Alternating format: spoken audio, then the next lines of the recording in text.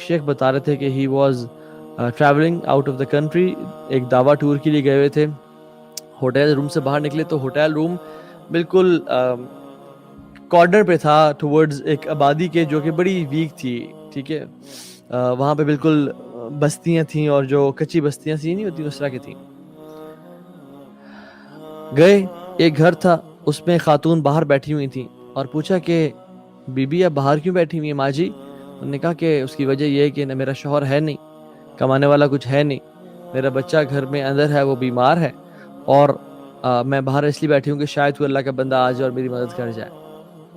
کہتے ہیں میرے پاس جو زکوٰۃ کے پیسے تھے میں نے اس کو دے دیے. I was feeling یا سبحان اللہ، یا اللہ تو نے ہمیں کتنا نوازا ہے، یہ عورت کتنی بے بس ہے، کتنی بری حالت میں ہے.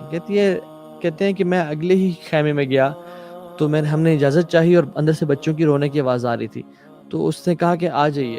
اور جب ہم اندر گئے تو ٹو آر شاک کچھ چند بچے تھے 3 سے 4، وہ سارے ڈسیبلڈ تھے، سارے ہینڈی کیپ تھے اور ان کے ٹانگیں اور پاؤں کام نہیں کر رہے تھے. and they were shivering, they couldn't stand up on their feet, they were shivering.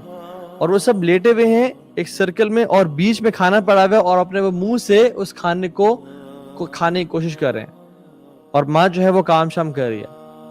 تو نے کہا what kind of an evil mother you are کہ یہ بچے اس طرح سے کھا رہے ہیں اور تم ان کو کھانا ہاتھ سے منہ میں نہیں ڈال رہی ہو.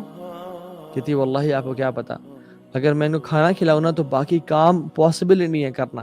I have 2 options، یا ان کو کھانا کھلاؤں یا میں کھیتی باڑی کروں اور چیزیں کچھ نہ کچھ ان کے لیے بندوبست کروں، کیونکہ میرے پاس اور کوئی آپشن نہیں ہے. اگر میں ان کو کھانا کھلاتی ہوں تو میرے پاس ان کو کل دینے کے لیے کچھ نہیں ہوگا، اور اگر میں کل کی یعنی جو فارمنگ کرتی ہوں اپنے چھوٹے سے لینڈ میں تو پھر میں یہ کھانا ان کو اس طرح دینا پڑے گا. I don't have any support. اللہ اکبر. اور ہم لوگ کس چیز کا کہ ہم رونا روتے ہیں.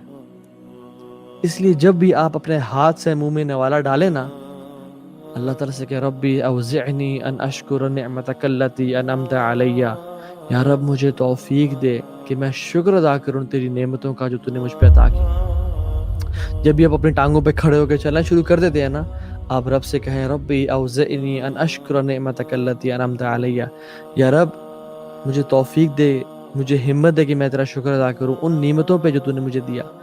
جب بھی آپ اپنی آنکھوں سے رائٹ لیفٹ دیکھتے ہیں، جب بھی آپ اپنے ہاتھوں سے کوئی کام کر پاتے ہیں، جب بھی آپ گھر میں داخل ہوتے ہیں اور آپ اپنے بچوں کو دیکھتے ہیں کہ وہ بھاگ دوڑ رہے ہیں، اپنی ٹانگوں پہ چل پھر رہے ہیں اور وہ آپ کو آ کے حق کرتے ہیں اور وہ ہینڈی کیپ نہیں ہے، دعا کریں ربی اوزعنی ان اشکر نعمتک التی انعمت علی.